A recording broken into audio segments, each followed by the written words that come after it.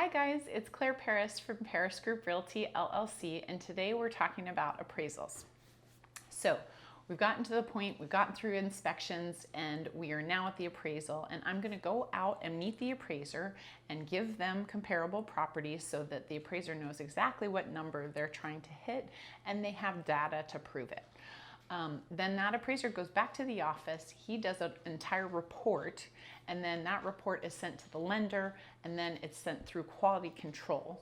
Quality control looks at it again and makes sure there's no mistakes, there's no questions about what's on it, and then it comes back to us. So in that interim, you're going to be worried, you're going to be wondering what's going on, but that is perfectly normal. From the time that I meet the appraiser to the time that you get the appraisal, it's going to be probably 3 to 5 days. So don't stress, do some exercise, it's going to be okay. So I know your next question is, what happens if it comes in low? Because that's what everybody's wondering about. If it comes in low, what happens is we get to go back to the seller and renegotiate the price, or we can just terminate and get your earnest money back.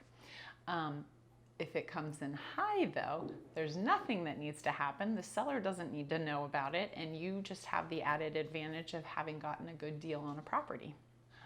So from there, what happens is we get the appraisal back, they sign off on everything. If that is all okay, then we move forward to closing.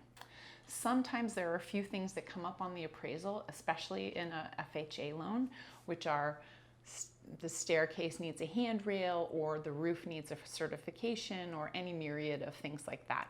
If anything like that comes up, then we can turn around and get a bid on the things that need to be fixed, and then have those things fixed prior to closing. And that's it. Easy enough, guys. We'll see you soon. Take care. If you like this video, click the like button below, and of course subscribe to our channel so you get all the new weekly content.